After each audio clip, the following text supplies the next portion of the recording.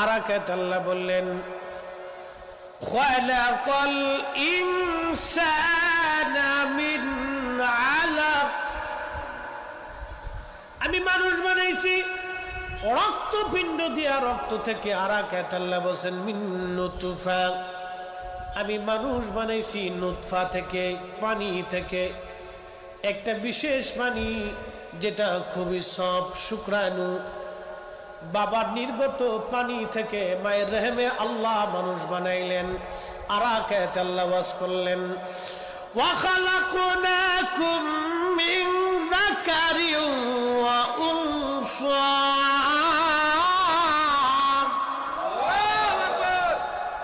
আমি মানুষ বানাইছি একজন পুরুষ আর একজন নারী দিয়া। সেই পুরুষের নাম আদম, নারীর নাম মা হাওয়া। আদম আলাইহিস সালামকে আল্লাহ জান্নাতের মধ্যে বানাইলেন। পৃথিবীর সমস্ত মাটিগুলি নিয়ে বেহেশতের তাসনিম নদীর পানি দিয়ে খামির করা হলো। আল্লাহ নিজের হাতে ইচ্ছা করে করে আদম শফিউল্লাহকে আল্লাহ বানাইলেন। আল্লাহর পছন্দের নাক আল্লাহ বানাইলেন, আল্লাহর পছন্দের চোখ আল্লাহ বানাইলেন, আল্লাহর পছন্দের ঠোঁট আল্লাহ বানাইলেন, আল্লাহর পছন্দের কান আল্লাহ বানাইলেন, আল্লাহর পছন্দের হাত আল্লাহ বানাইলেন, আল্লাহর পছন্দের পা আল্লাহ বানাইলেন, আল্লাহর পছন্দের বডি আল্লাহ বানাইলেন। একবার জোরে বলা যাবে কি মারহাবা? পছন্দ কার? আল্লাহ। ফি আই সূরাতিন মা শা,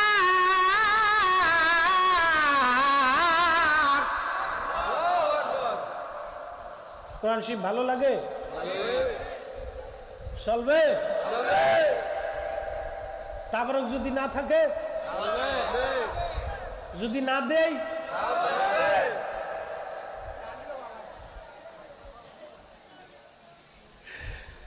ফি আই সূরাতিন মা শা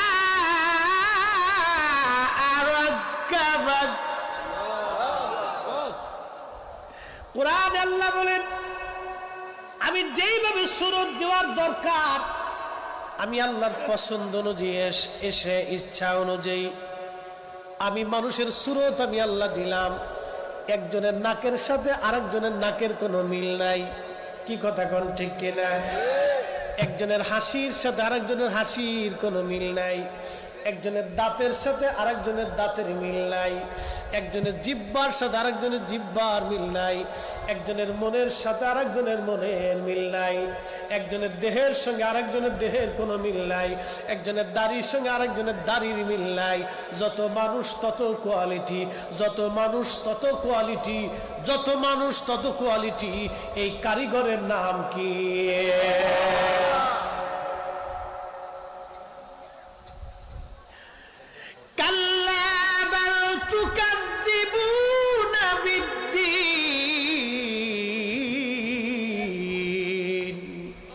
আল্লাহ বলেন তোমরা কি করে অস্বীকার করো আমি আল্লাহকে, কি করে আমার দ্বীনকে তোমরা অস্বীকার করো, বিশ্বাসকে তুমি কি করে অস্বীকার করো? হে মানুষ, আমি তোমারে সুন্দর অবয়ব দিয়ে বানাইছি। আল্লাহ যেইভাবে টক দেওয়ার দরকার আল্লাহ বানাইলেন। আল্লাহর ইচ্ছা অনুযায়ী সুন্দর সুরত দিয়ে আল্লাহ মানুষ বানাইলেন। আল্লাহ মানুষ বানাইলেন। প্রথম যে মানুষ, সে মানুষের নাম আদম। চান সুন্দর বানাইতে চান, আমি ফরিদি সাহেব আজকে থেকে আপনাদের জন্য ওষুধ দিয়ে গেলাম। ফজরের নামাজ থেকে আজকে থেকে শুরু করবেন, এশার নামাজ পড়বেন। যে বোন এশার নামাজ পড়েন নাই, ওযু করে এশা পড়বেন। ফজরের নামাজ থেকে চালু করবেন, নিয়ত করবেন আল্লাহ যতদিন বেঁচে থাকবো আর এক ওয়াক্ত নামাজ আমি কাজা করব না। আর ওযু চলে গেলে আবার ওযু করব। আল্লাহর কসম করে বলি, এক সেকেন্ডের জন্য, এক দিনের জন্য আটা ময়দা সরু পাউডার কিছুই লাগান লাগবে না। ওই নারী যদি সুন্দর না হয়, আমি ফরিদি নাম চেঞ্জ করে ওয়াজ বন্ধ করে দেব। এর চাইতে বড় চ্যালেঞ্জ আর আমার কাছে কিছু নাই। খোদার কসম করে বলতেছে, মহিলা নুরানি চেহারা হয়ে যাবে যদি পর্দার ভিতরে চলে যায়। 5 ওয়াক্ত নামাজ পড়ে, ওযু গেলে আবার ওযু করে। আম্মা জান হাওয়ার চাইতে এত সুন্দর করে আল্লাহর কাউকে বানান নাই।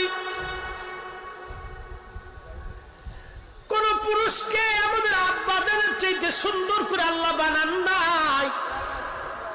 কোরআন আল্লাহ বলেন লাকাদ খালাকনাল ইনসানা ফি আহসানি তাকওয়ীম।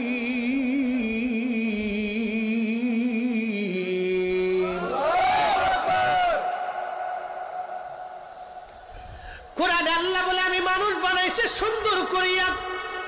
নারী পুরুষের সৌন্দর্য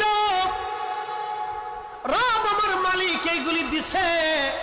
পৃথিবীর সব ডাক্তার যদি এক জায়গা হয় চেষ্টা করে কোনো নারীর দাড়ি গজাইতে পারবে না, কারণ নারীকে আল্লাহ দাড়িবিহীন বানাইছে পুরুষের চোখের শান্তির জন্য, একটু আনন্দের জন্য।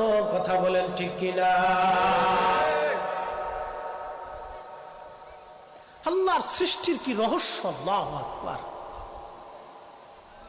প্রিয় মুসলমান, খুবই মনোযোগ দিয়ে আদম সফিউল্লাহকে আল্লাহ বানাইলেন জান্নাতের ভিতরে।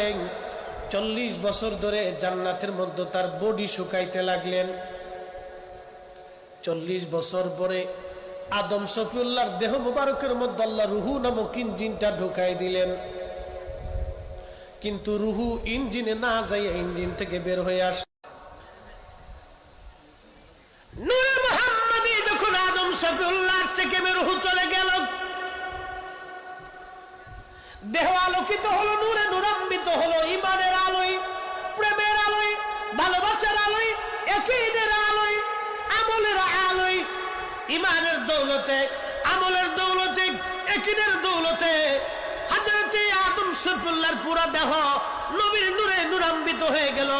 রূহু ভিতরে যে প্রবেশ করলো, চোখের আলো আসলো, নাকে ঘ্রাণ আসলো, হাতে শক্তি আসলো, জবানে কথা আসলো, জিহ্বা নাড়াচাড়া দিল, হাত পা লড়তে লাগলো, শরীরে শক্তি আসলো, মগজে মেধা আসলো। সুবহানাল্লাহ বলবেন? আদম সফিউল্লাহ জীবন ফিরে পাইলেন, সেজদার মধ্যে পড়ে গেলেন, হাসি দিলেন। আদম আলাইহিস সালাম সেজদা থেকে উঠলেন। বাজান খুব মনোযোগ দিয়ে শুনে যান, আদম সফিউল্লাহকে আমার আল্লাহ রাব্বুল আলামিন পরিপূর্ণ জীবন আমার আল্লাহ দিলেন। আচ্ছা বলেন, এই জীবনের মালিক কে? যদি হুকুম হয় নিয়ে যাবে কে?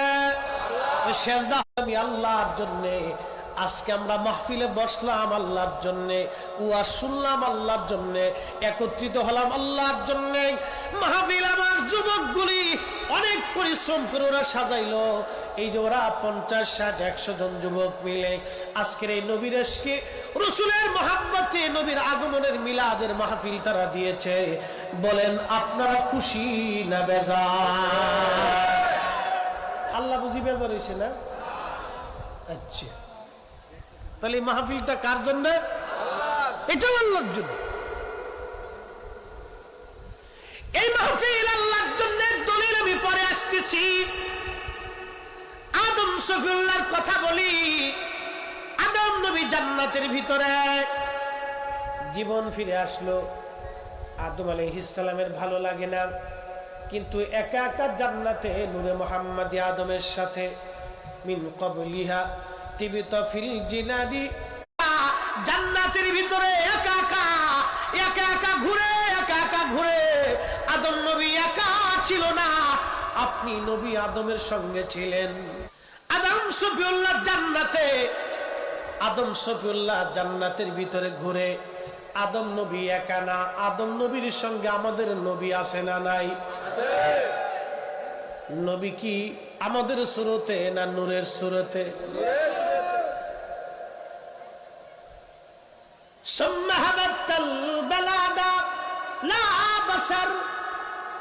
নবীজির চাচা বলেন, হুজুর এরপর আদম সফিউল্লাহ দুনিয়াতে আসলো, আপনি তখন না ছিলেন মানুষ। ওয়ালা মুদগাতুন, না রক্তপিণ্ড, ওয়ালা আলাক, না আপনি গোশতখণ্ড, ওয়ালা আলাক, না রক্তপিণ্ড। ও নবীজি, আপনি সেই দিন নূরে মুহাম্মাদি আদম সফিউল্লাহ জান্নাতে একা ভালো লাগে না। আদম আলাইহিস সালামের মন বেজার, এই জন্য আম্মা জান হাওয়া আলাইহিস সালাম অনেক সুন্দর করে আল্লাহ বানাইলেন, নেগেটিভ আর আমরা হলাম পজিটিভ। পজিটিভ আর নেগেটিভ আল্লাহ বানাইলেন। আদম নবী ঘুম থেকে উঠে দেখে জান্নাতে তার পাশে একজন সুন্দরী ষোড়শী রূপসী পাশে বসে রয়েছে। জান্নাতি পোশাক পরাইয়া ঘন্টা মরি দিয়ে আল্লাহ রাখছে। আল্লাহ ফরজ করে দিছে। আর আমরা দেশের বেড়িরা উন্নত হয়ে পিছে বেড়ি থাকে সামনে বাপ একটা লইয়া আলতা শুরু লাগাইয়া লিপস্টিক টিপস্টিক লাগাইয়া শুং শুং ঢেংডুং ঢংডুং করতে করতে রাস্তা দিয়ে আড়ে।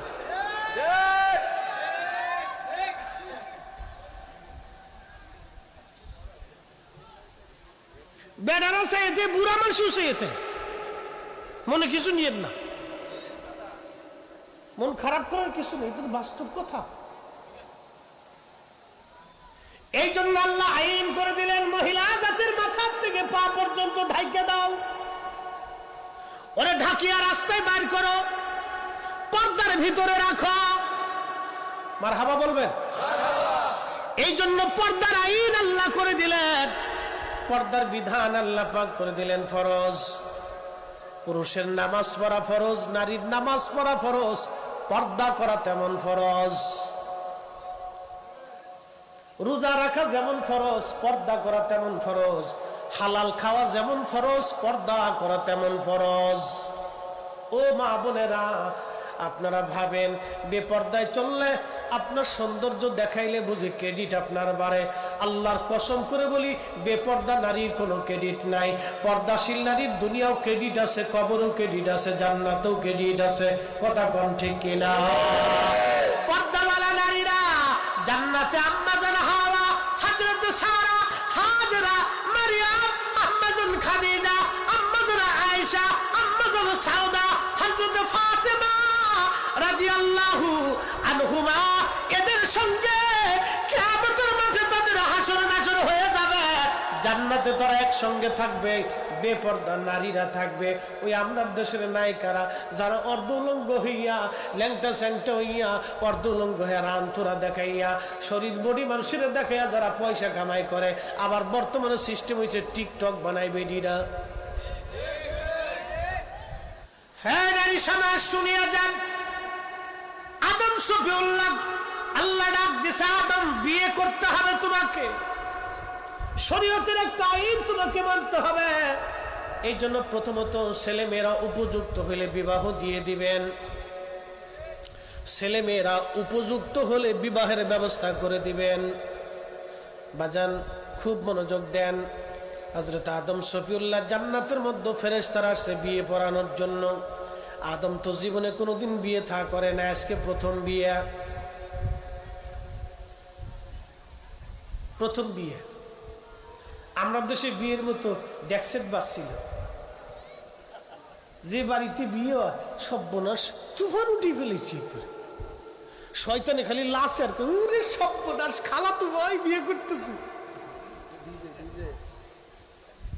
সারা এলাকার মানুষ ডিজের চোটে ঘুমাইতে না, অশান্তি বাদায় ফেলে। আল্লাহর ঘর মসজিদ পর্যন্ত ওদের কাছ থেকে নিরাপত্তা নেই। শরীয়তের আইন অনুযায়ী রাসূলের সুন্নাহ মোতাবেক যে বিয়ে হয় না, ওই বিয়ের ভিতরে বরকত হয় না। কথা কোন ঠিক কি না?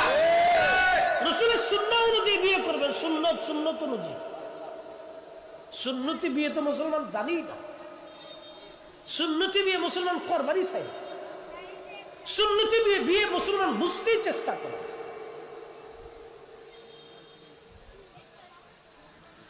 আমি আমার যুবক ভাইদেরকে বলবো, রাসূল কারীম দুনিয়াতে আসছেন, মিলাদুন নবীতে আমরা যেমন খুশি, নবী পাইয়া খুশি। নবী পাইয়া যদি খুশি হই, নবীর আদর্শ পাইয়া খুশি হওয়া লাগবে। কি কথা বলেন ঠিক কিনা? আজকে এখান থেকে শিখে যাব একটা মাসালা। জীবনে বিয়ে করার সময় নবীর সুন্নত অনুযায়ী বিবাহ করব। নিজের মেয়ে বিবাহ দেওয়ার সময় সুন্নত অনুযায়ী বিবাহ দেব। নিজের বোনকে বিয়ে দেওয়ার সময় সুন্নত অনুযায়ী বিবাহ দেব। যেই পরিবার সুন্নত অনুযায়ী বিয়ে করতে চাবে না, ওই পরিবারের সাথে বিয়ে দেওয়া যাবে না, আত্মীয়তাও করা যাবে না। কি কথা কোন ঠিক কিনা? বুঝতে হবে এগুলির কোন চরিত্র নেই। বেজার হন খুশি হন, সাথে কিচ্ছু আসে যায় না। আরে জগৎ জননী সাইয়্যিদাতুন নিসাই আহলিল জান্নাহ, দুনিয়ার থেকে যে দুনিয়ার রমণীকুলদের জান্নাতের সাইয়্যিদিনী ফাতেমার বিয়ে হয়েছিল। আল্লাহু আকবার, কত সরল ভাবে বিয়ে হয়েছিল, কত চমৎকার বিয়ে হয়েছিল। খোদার কর মসজিদে বসে বিয়েটা হলো। আল্লাহ রাসূল খেজুর ছিটে খাওয়াই দিলেন। হযরত আমির হামজা রাদিয়াল্লাহু আনহু নিজের নাতির বিয়েতে উট জবাই দিয়ে বলল, আমার নাতি গরিব হতে পারে, আমি দাদা কি গরিব, নাতির বিয়েতে উট জবাই দিয়ে ওলিমা খাওয়াই দিয়া মাশাআল্লাহ সবাইরে জানাই দিলেন আমার নাতির বিয়ে হলো। আমরা ওলিমা খাওয়াই কিন্তু টেবিল সাইডে খাড়া করে দিয়ে কে কি দিবেন দিয়ে যায়। হোটেল হোটেল একবার ওই মাওয়া ঘাটের ইলিশ হোটেলের মতো দিয়ে যায়, ক্যাশ কাউন্টার বসাই দিছি আমরা। মনে কিছু নিয়েন না, সুন্নত তরিকা মোতাবেক থাকতে হবে। বিয়ে হতেছে, ফেরেশতারা আসছে বিয়ে পড়ানোর জন্য, ইজাব কবুল চলতেছে। ফেরেশতারা বলল, আদম আপনি আপনার বিবির নামে মোহরানা দেন। আদম নবী বললেন, মোহরানা কি? বলে আপনার পক্ষ থেকে কিছু অর্থ করি। আদম নবী বললেন, আল্লাহর বাড়ি খাই, আল্লাহর বাড়ি ঘুমাই, আল্লাহর জান্নাতে থাকি, অর্থ করি কই পাবো? আল্লাহ ডাক দিছে, আদম টাকা দিতে হবে না, সোনা দানা পয়সা করে দেওয়া লাগবে না। আদম তোমার জন্য একটা সুবিধা, আমার আখিরি নবীর নামে 3 বার, আমার আখিরি নবীর নামে 3 বার, মতান্তরে 11 বার দুরূদ শরীফ পড়ে তোমার বিবি হাওয়াকে মোহরানা দিয়ে দাও। না হইছে না? চিৎকার মেরে বলেন আল্লাহু আকবার। করে বলবেন কি ইয়া রাসূলুল্লাহ? আরে আদম নবী যখন দুনিয়াতে আসেই নাই তখন আমার নবীর দুরূদ চালু হয়ে গেছে। তাহলে আদমের আগে নবী, নবীর আগে কোনো নবী নাই, নবীর পরে কোনো নবী নাই, আদমের আগে আমাদের নবী, আমাদের নবীর আগে কোনো নবী নাই। যখন সৃষ্টির আদম সফিউল্লাহ দুনিয়াতে আসেই নাই তখন থেকে আমার নবীর দুরূদ চালু হয়ে গেল। কথা বলেন ঠিক কিনা? আমার নবীর দুরূদ চলবে। কথা বলেন ঠিক কিনা? হাত উঁচা করে বলেন ঠিক কিনা? ভালো ফতোয়ায় আমরা বন্ধ হবে না, মিলাদুন নবী চলবে চলবে। হাত উঁচা করে বলেন ঠিক কিনা? আদম সফিউল্লাহর বিয়ে হয়ে গেল, আমার নবীর দুরূদ পড়িয়া দিল মোহর দিয়া। কথাগুলি শুনে যান মুন্সিগঞ্জের মুসলমান। মাছে জিকির করে কার? গাছে জিকির করে কার? পশু পাখিরা জিকির করে কার? আসমান সাগর নগর পাহাড় পর্বত চাঁদ তারা নক্ষত্র সূর্য গ্রহ উপগ্রহ জিকির করে কার? ইউসাব্বিহু লিল্লাহি মা ফিস সামাওয়াতি ওয়া মা ফিল আরদ। আল্লাহ বলেন, হাবিব সৃষ্টির মধ্যে যা আছে সব জিকির করে আমার তাসবিহ আমি আল্লাহর পরে। তাহলে সৃষ্টির মধ্যে যা আছে সব জিকির করে আল্লাহর। এবার বলেন তো আল্লাহ জিকির করে কার? কোরআন আল্লাহ বললেন, ইন্নাল্লাহা ওয়া মালাইকাতুহু ইউসাল্লুনা আলান নবী। নিশ্চয় আল্লাহ এবং ফেরেশতারা আমার নবীর শানে দুরূদ পড়ে। তার মানে বোঝা গেল আল্লাহ আমার নবীর স্মরণ করতেছে এবং করতে থাকবে। একবার আওয়াজ তুলে বলা যাবে কি মারহাবা? জিকির আল্লাহ করে, সব সৃষ্টি আল্লাহর জিকির করে। আমার নবীর ইয়াদ আমার আল্লাহ নিজে করে। এজন্যই কোরআন শরীফের এক আয়াত আল্লাহ ওয়াজ করলেন, মাইয়ুতির রাসূল ফাকাদ আতা আল্লাহ।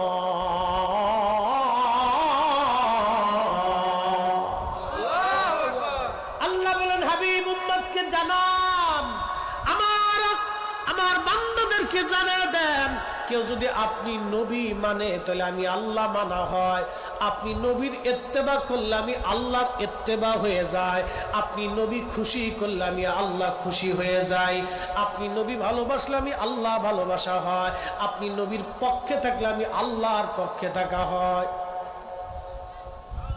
এই জন্য কবরে নামানোর সময় একটা দোয়া পড়া হয়, বিসমিল্লাহি ওয়ালা মিল্লাতে বিএনপি,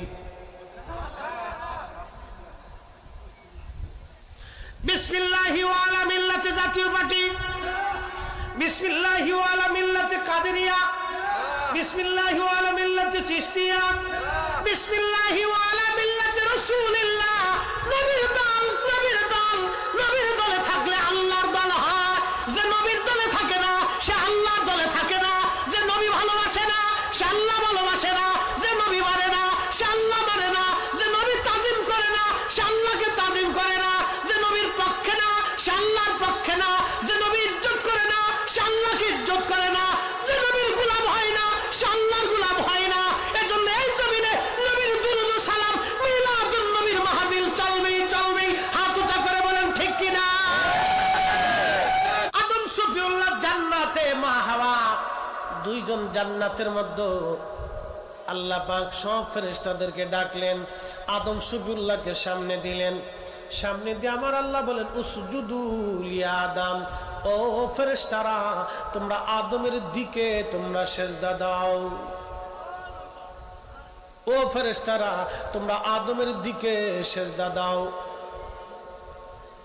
বিশ্ববিখ্যাত ইমাম শাকাবি লেখেন, মসজুদ ছিল আল্লাহ কিন্তু সেজদার মালিক ছিল আল্লাহ, কিবলা ছিল আদম। কিবলা হলো আদম, মসজুদ হলো আল্লাহ। আদম শফিউল্লাহর দিকে সব ফেরেশতারা সেজদার মধ্যে পড়ে গেল, ইল্লা ইবলিস। ইবলিস একমাত্র সেজদা দিল না। আল্লাহ ডাক দিলেন, ইবলিস কেন সেজদা দিলি না? ইবলিস ডাক দিয়ে বলল, রব ওরে বানাইছো মাটি দিয়া, আমারে বানাইছো আগুন দিয়া, ওর থেকে আমি উত্তম, অতএব উত্তম হইয়া অধমরে কি করে সেজদা দিব? আল্লাহ বলেন, দূর হ, আমি আল্লাহ পাক, আমার জায়গা পাক। তুই ইবলিস অহংকার করার কারণে হয়ে গেলে না পাক। এই জন্য একটা কথা সারা জীবন মনে রাখবেন, অন্তরে যেন কখনো অহংকার না আসে। ক্ষমতার অহংকার, পয়সার অহংকার, এলেমের অহংকার, জমিদারির অহংকার, আর আপনার পৃথিবীর কোনো বিষয়ের অহংকার যেন আপনার অন্তরে না আসে। যদি অহংকার অন্তরে একবার আসে তাহলে আপনার জীবন বরবাদ। অহংকার যাতে না আসে মুসলমান। শয়তানের অন্তরের মধ্যে অহংকার এসে গেল। আল্লাহ বলেন, আমি পাক, আমার জায়গা পাক। আরে ইবলিস তোর জায়গা হবে না, দূর হ বেয়াদব, দূর হ অহংকারী, আমি আল্লাহর দরবারে তোর জায়গা নাই, দূর হয়ে যা বেটা। আল্লাহ রাব্বুল আলামিন ইবলিসকে তাড়ায় দিলেন। ইবলিস ডাক দেয়া বলল, রব 9 লক্ষ বছর ধরে তোমার ইবাদত করেছি আমি, একটা না 9 লক্ষ বছর ধরে ইবাদত করছি আল্লাহ। এই 9 লক্ষ বছর ইবাদতের বিনিময়ে কি তুমি আমার কিছু দিবা না? বলে, কি চাও? আল্লাহ কিয়ামত পর্যন্ত তুমি আমার হায়াত দিবা। আল্লাহ বলেন, যা দিলাম। আর কি চাস? বলে, রব তামাম পৃথিবী ঘুরে আসবো, এক মুহূর্তের মধ্যে এই শক্তি তুমি আমারে দিবা। বাংলাদেশ থেকে একটা বিমান চালাইলে আমেরিকা পর্যন্ত যাইতে 24 ঘন্টা সময় দরকার হয়। বাংলাদেশ থেকে একটা বিমান চালাইয়া আমেরিকা পর্যন্ত যাইতে 24 ঘন্টা সময় লাগে।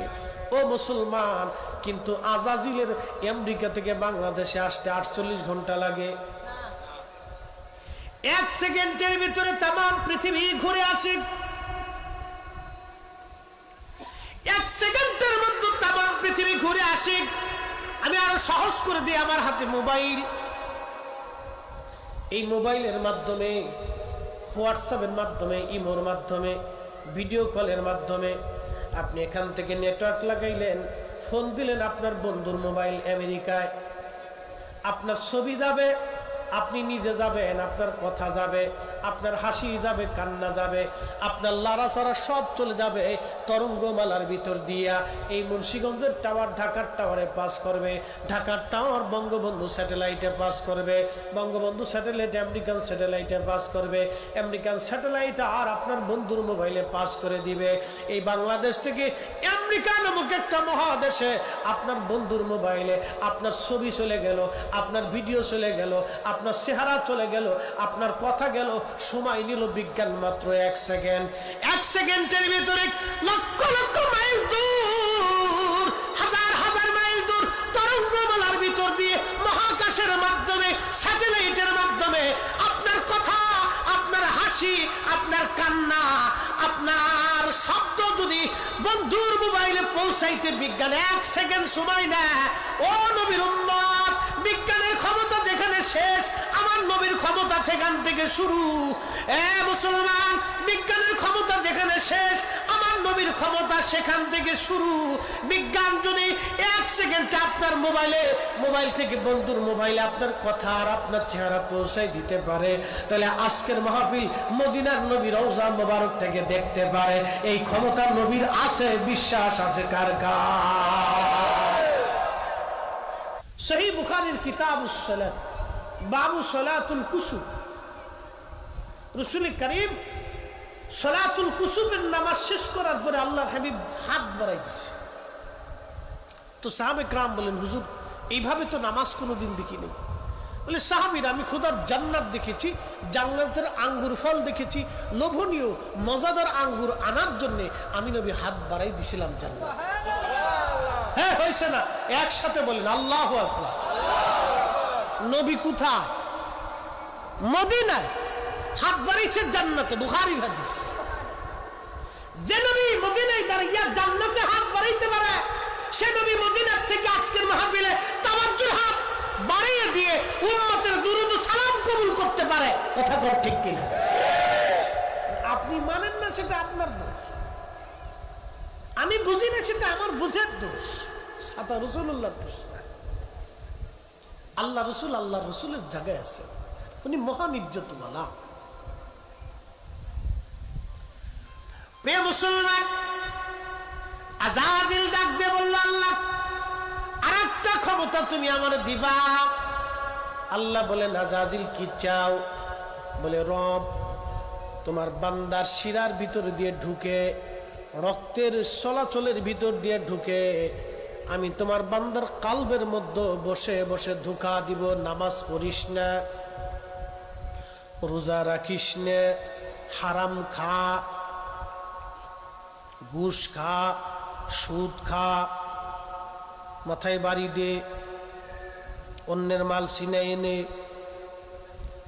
মালে ভেজাল দে, মালে কম দে, ফলে ফরমালিন দে, মাছে ওষুধ দে। আমি এইভাবে আর তোমার বান্দার ধোঁকা দিয়ে দিয়ে দিয়ে দিয়ে জাহান্নামী বানাবো। আল্লাহ তোর ইজ্জত জালালের কসম, আমি আযাজিল তোর একটা বান্দাকেও জান্নাতে আমি ঢুকতে দেব না। আল্লাহ পাক রাগ হয়ে গেলেন, ধমক দিয়ে আল্লাহ বলে, আরে আযাজিল খামাস, আমি আল্লাহর ইজ্জত ও জালালের কসম করে বলতেছি, তুই আমার বান্দারে ধোঁকা দিয়ে দিয়ে দিয়ে দিয়ে গুনাহ করাবি। আর আমার বান্দা আমি রব্বে কারিমের দরবারে তওবা করে ক্ষমা চাবে। ক্ষমা চাইতে দেরি হবে, আমি আমার বান্দার জীবনের গুনাহগুলি মাফ করতে দেরি করব না। একবার আওয়াজ তুলে জোরে বলা যাবে কি সুবহানাল্লাহ? এখন ক্ষমা কেমনে চাবেন? মনে মনে কয় হাত তুলে? 2 হাত তুলে। কার দরবারে? আল্লাহর দরবারে। রব্বানা যালামনা আনফুসানা ওয়া ইল্লাম তাগফির লানা ওয়া তারহামনা লানাকুনান্না মিনাল খাসিরিন।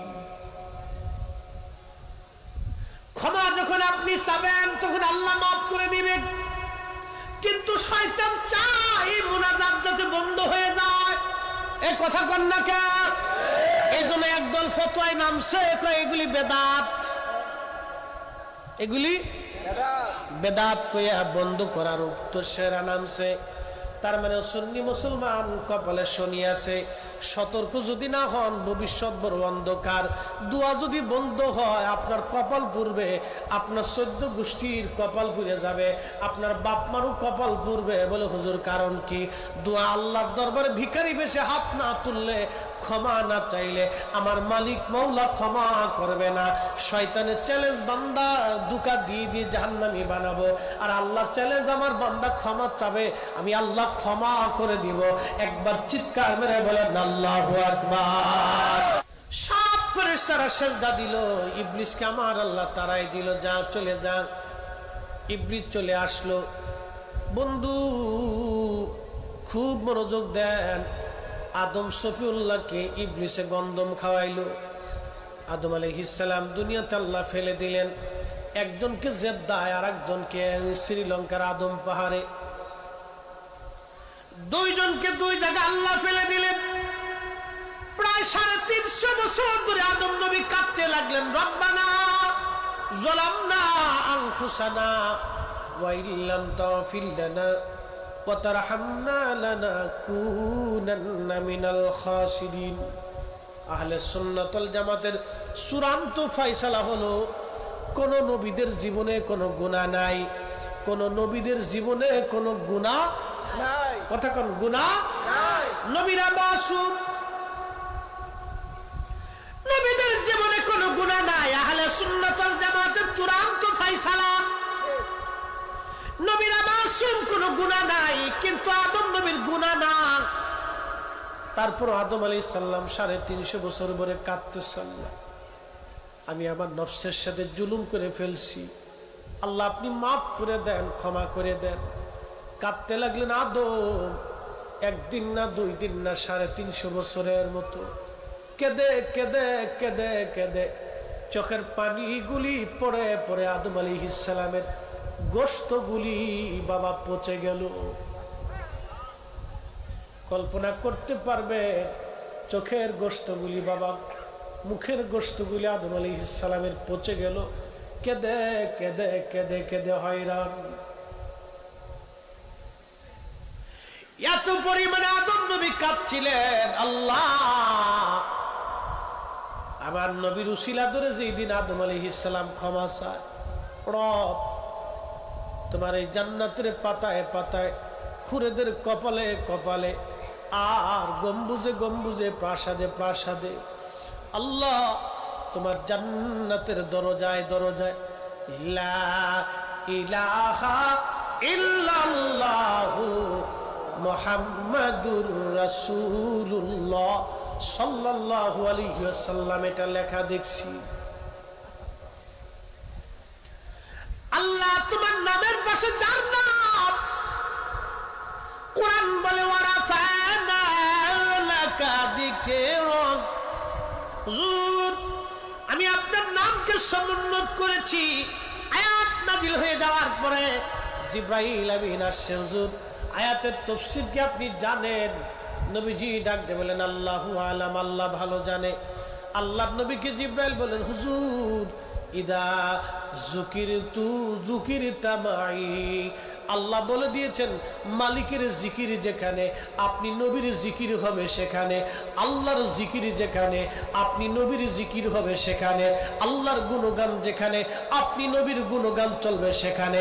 এই জন্য আজানে, একামতে, খুতবাতে, দুয়াতে, তাশাহুদে আমার নবীর নাম আসে না না।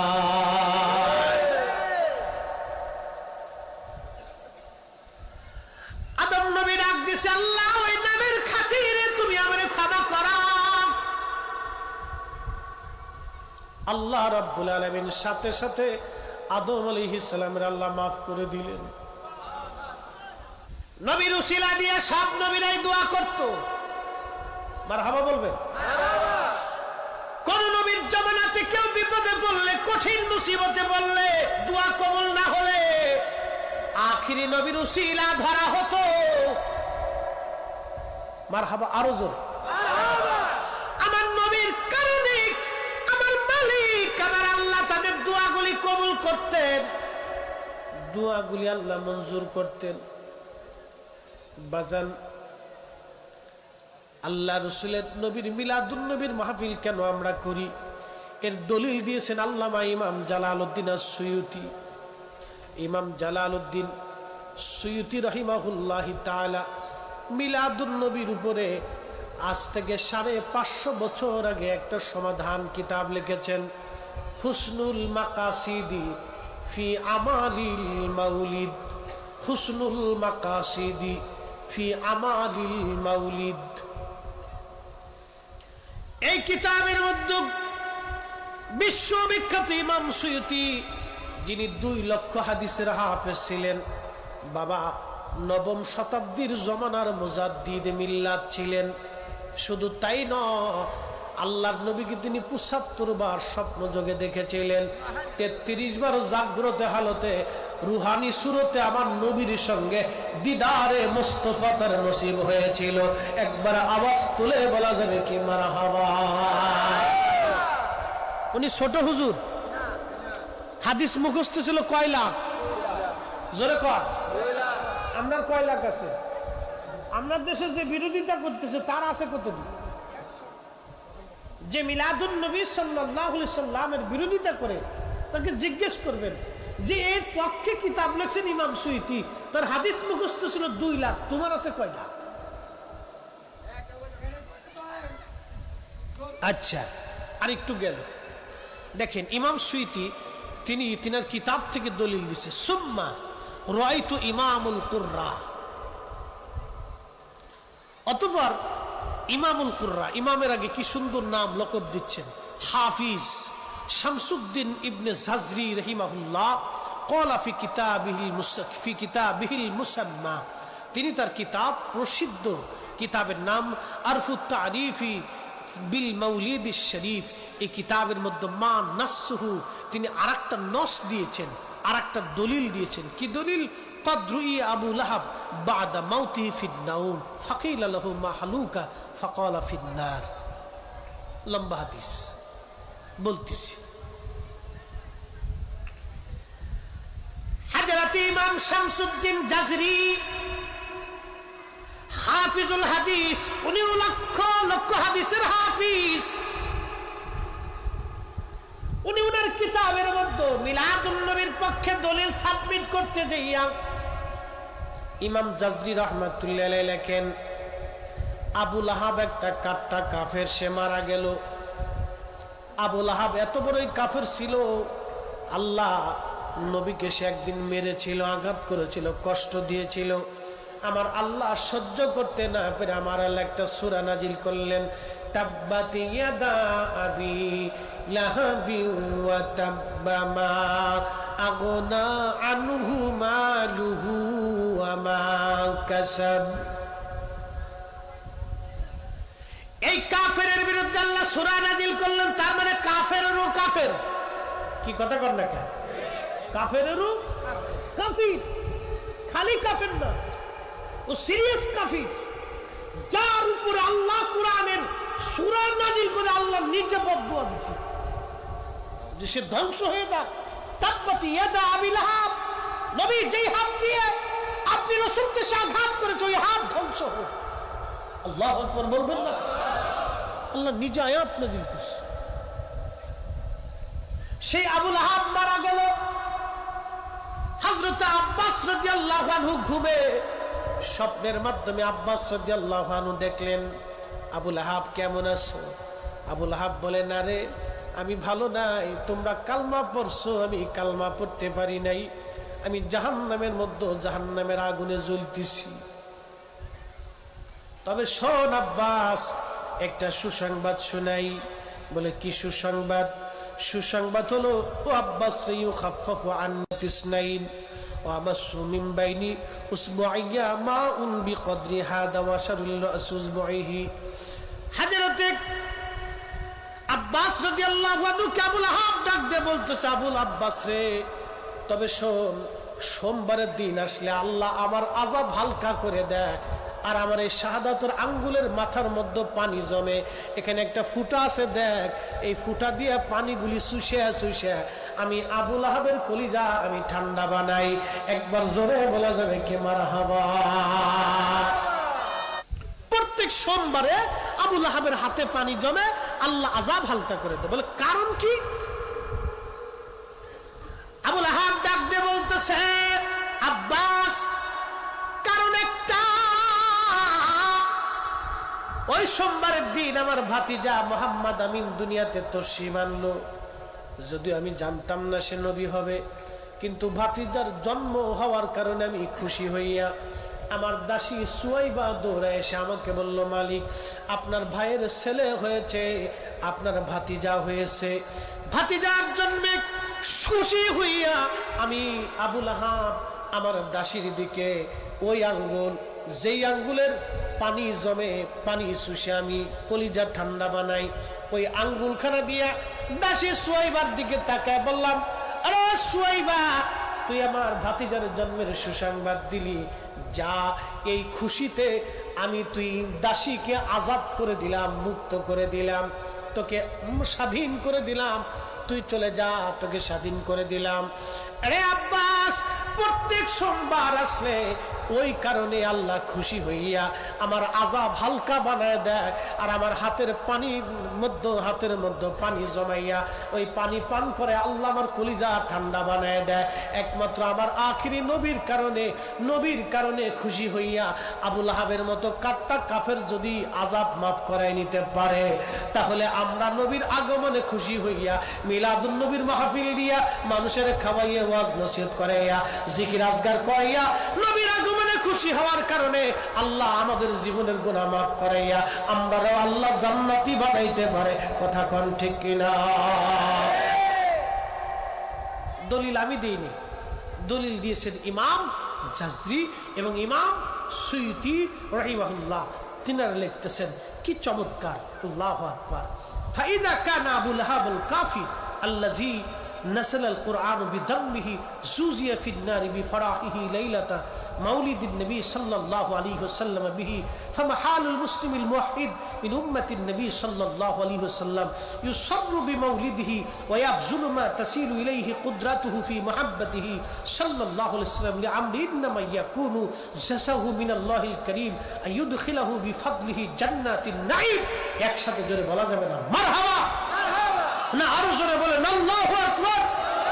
ইমাম জাজরি, ইমাম নাসিরউদ্দিন দামিশকি, তিনি আল মাওরিদুস সাদি ফি মাওলিদিল হাদির মধ্যে তিনিও লিখতেছেন, হ্যাঁ, আবু লাহাবের কারণে যদি রাসূল করিম খুশি হওয়ার কারণে, আসার কারণে, সে শাহাদাত আঙ্গুল দিয়া দাসী আজাদ করার কারণে যদি আল্লাহ তার হাতের আঙ্গুলে পানি জমাইয়া সোমবারের দিন আল্লাহ আযাব হালকা বানাইতে পারে, আরে রাসূলুল্লাহর মহব্বতে মিলাদুন নবীর মাহফিলে কেউ যদি খরচ করে, সহযোগিতা করে, ইন্তজাম করে, পরিশ্রম করে, খাটুনি খাটে, ইমাম জাজরি, ইমাম সুয়ুতি, ইমাম নাসিরউদ্দিন দামিশকির মতো বিশ্ববিখ্যাত হাফিজুল হাদিস, যারা লক্ষ লক্ষ লক্ষ লক্ষ হাদিস যাদের মুখস্থ ছিল, ও জমানার মুজাদ্দিদ ছিল, ও জমানার আল্লাহর নবীর আশিক ছিল, আর হামেশা দিদারে মুস্তাফা যাদের নসিব হতো, তারা বলতেছে যদি রাসূলুল্লাহর মিলাদুন নবীর মাহফিলের কারণে, খুশি হওয়ার কারণে, মহব্বত দেখানোর কারণে, সদকা করার কারণে, মানুষ খাওয়ানোর কারণে, জিকিরের কারণে, ইবাদতের কারণে, সন্তুষ্টির কারণে, নবীর সম্মান প্রচারের কারণে আল্লাহ রাব্বুল আলামিন বান্দাদের জীবনের গুনাহকে maaf করে জান্নাতুন নাঈমে আল্লাহ বান্দাদেরকে maaf করে দিয়ে জান্নাতুন নাঈমে আল্লাহ তাদের জায়গা করে দিবে। চিৎকার করে বলা যাবে না মারহাবা? কত বড় বড় ইমামরা ফতোয়া দিছে। এখন ভাই কেউ মানলেও ভালো, না মানলেও ভালো, কি কথা কর না, ঠিক কিনা? কেউ মানেও যদি কিয়ামত পর্যন্ত রসুলের প্রশংসা যদি কেউ না করে, তো নবী যে হাবিবুল্লাহ এখান থেকে নিচে নামবে? রসুল করিম রাহমাতুল লিল আলামিন এখান থেকে নিচে নামবে? এত বড় বড় ইমামরা মিলাদুন নবীর পক্ষে, আমরা মিলাদুন নবীর পক্ষে, হাত উঁচা করে বলেন ঠিক কিনা? মোহতারাম উপস্থিতি, আদম সফিউল্লাহর ক্ষমা হয়ে গেল, আবু লাহাবের মতো কাট্টা কাফের সোমবারের দিন আযাব হালকা হয়ে গেল রাসূলুল্লাহর কারণে। আল্লাহর নবীর ইজ্জতের দিকে তাকাই। অতএব আপনাদেরকে অনুরোধ করব, রাসূলের ইজ্জতের পক্ষেই থাকার চেষ্টা করবেন। আল্লাহ প্রত্যেক বান্দাকে যেন মঞ্জুর করেন, বলেন আমিন। প্রিয় মুসলমান, কমিটির পক্ষ থেকে বারবার অনুরোধ, হুজুর হযরত বেলালের একটু ওয়াজ আমাদেরকে শোনাবেন। হা হা, বেলালের ওয়াজ কেমনে শোনাবো? বেলাল তো একজন আশিক রাসূল। 10 মিনিট সময় দেওয়া যাবে না ইনশাআল্লাহ? যারা বলেন না ইনশাআল্লাহ? হ্যাঁ, শেষ।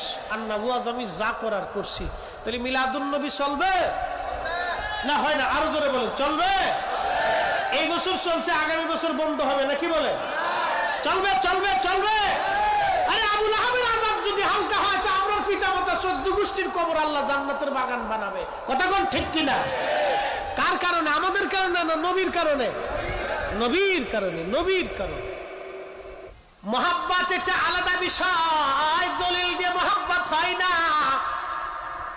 সাহাবীরা রাসূলের কাছ থেকে ভালোবাসা নিয়েছিল, নবীকে তারা ভালোবাসত দলিল দিয়ে না। প্রশ্ন করতে পারেন, হুজুর দলিল কেন হবে না? যদি দলিল চান তাহলে হানজালার কাছে আগে দলিল চান। ও গসলুল মালায়েকা, তুমি কোন দলিলে বিনা গোসলে উহুদে গেছিলা বলে দিয়ে যাও। কথা ঠিক কিনা?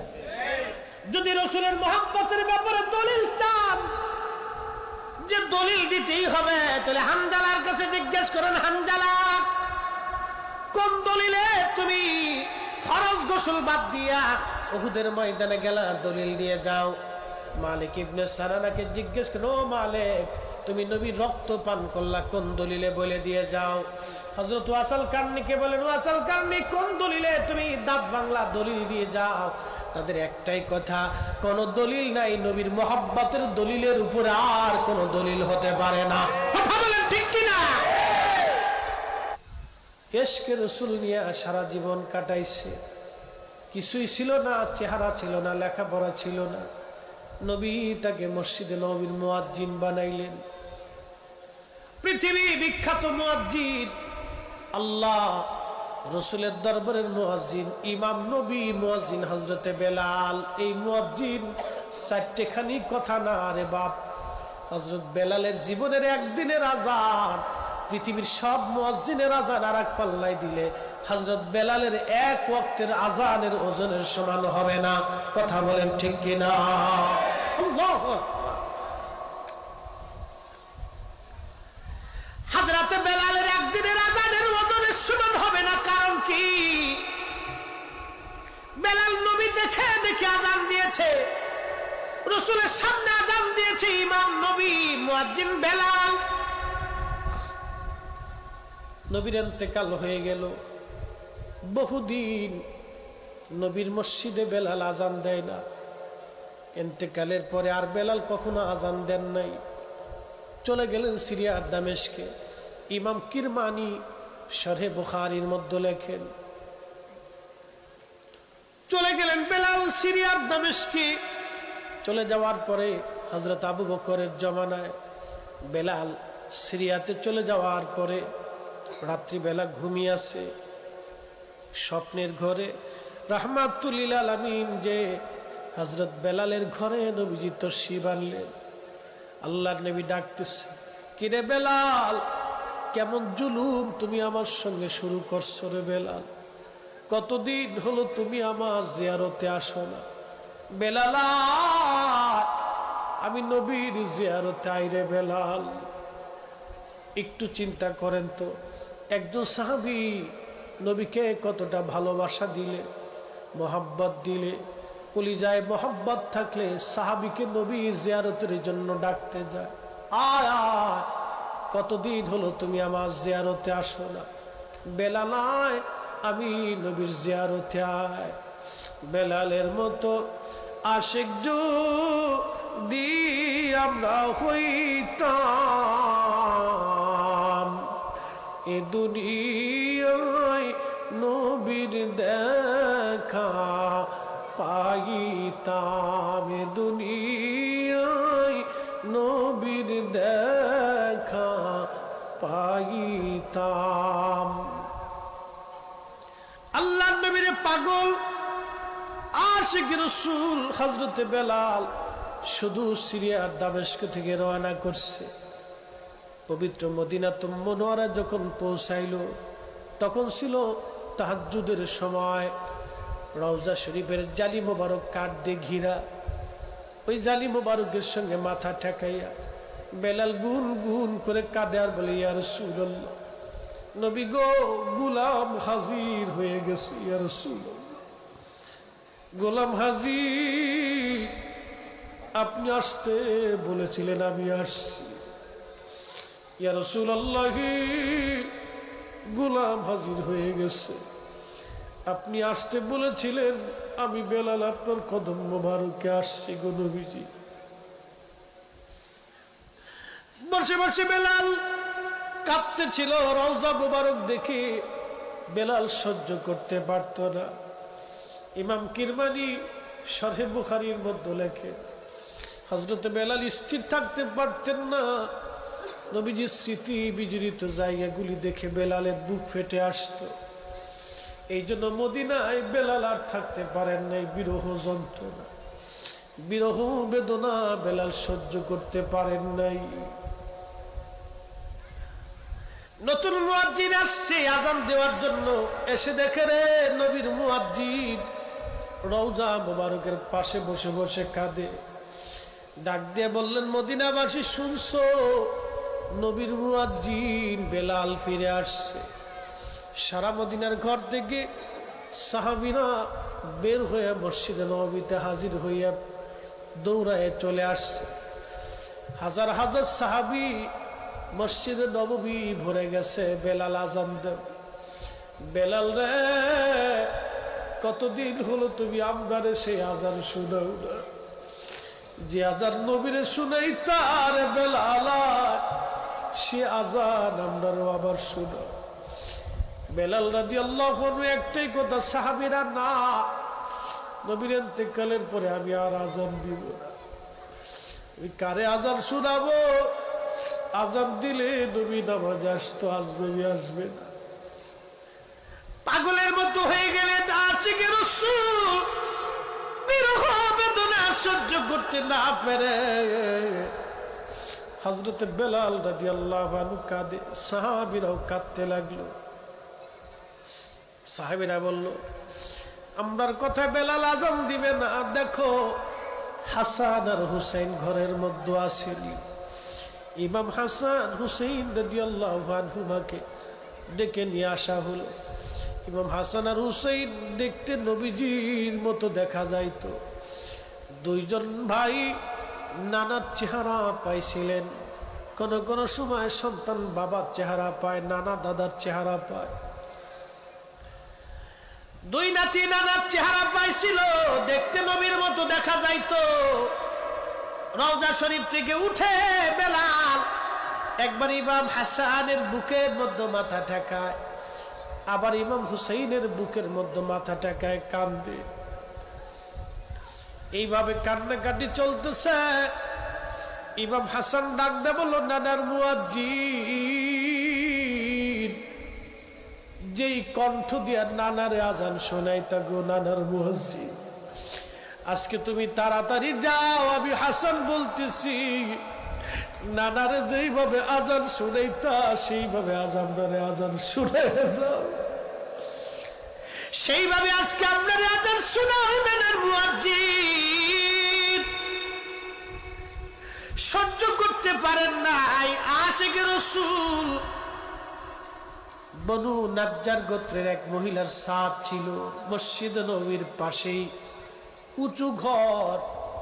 এই উঁচু ছাদের উপরে দাঁড়াইয়া বেলাল আজান দিতেন।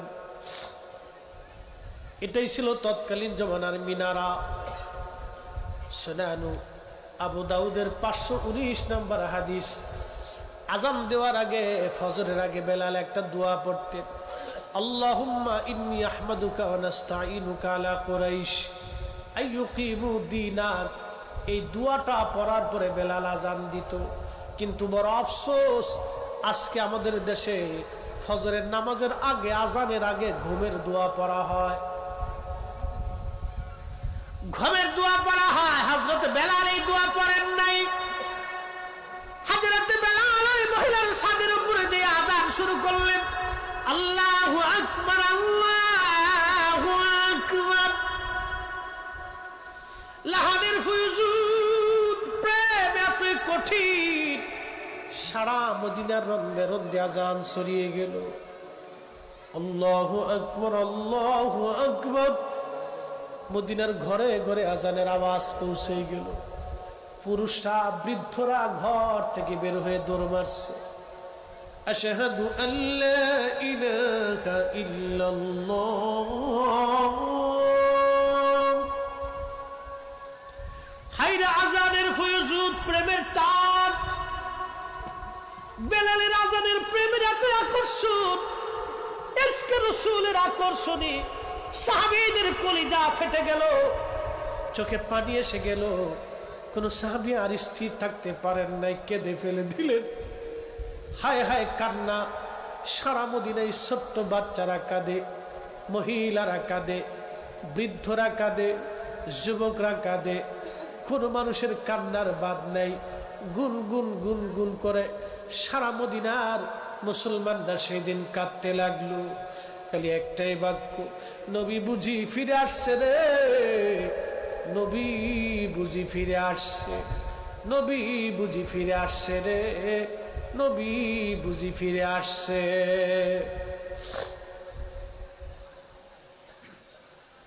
হাজরাতে বেলাল আশহাদু আল্লা ইলাহা ইল্লাল্লাহ।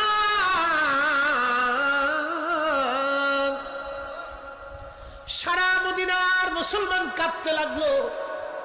বেলাল যখন আজানের আশহাদু আন্না মুহাম্মাদার রাসূলুল্লাহ, মদিনার মাটি থরথর করে কেঁপে উঠল। একবার জোরে বলা যাবে কি আল্লাহু আকবার। মদিনার মাটি থরথর থরথর করে কেঁপে উঠল। আল্লাহ আল্লাহ আল্লাহ। থরথর করে কেঁপে ওঠার সঙ্গে সঙ্গে আল্লামা ইমাম তাকিউদ্দিন সুবকি আর শিফাউস সাকানের মধ্যে তিনি লেখেন, ফতহুস শামের মধ্যে লেখা হয়েছে, আল্লামা ইমাম সামহুদি ওয়াফাউল ওয়াফার মধ্যে লেখেন, আল্লামা ইমাম শেখ আব্দুল হক জজবুল কুলুব ইলা দিয়ারিল মাহবুবের মধ্যে তিনি লেখেন, ইমাম হালাবি সিরাতুল হালাবির মধ্যে লেখেন, আরো বহু বহু নির্ভরযোগ্য কিতাবের মধ্যে আসছে। মদিনার মাটিগুলি থরথর থরথর করে কেঁপে উঠল। কেঁপে উঠার সঙ্গে সঙ্গে হযরতে বেলাল অজ্ঞান হয়ে জমিনের মধ্যে পড়ে গেলেন। হুশ ফিরে আসছে। বেলাল রওজা মুবারকের পাশে বসে বসে কাঁদে আর বলে, হুজুর আসতে বলেছিলেন, গোলাম আসছি। জিয়ারত করতে বলেছিলেন, আসছি। ইয়া রাসূলুল্লাহ, আমি আযান দিয়েছি, আযান দিলে আপনি আসতেন, আজ আযান দিলাম আপনি আসেন নাই। আর কোনদিন আমি আযান দিব না। চলে গেল নবীর আশিক বেলাল। আহা, সারাটা জীবন বিরহ বেদনা নিয়ে কাটাই দিছে।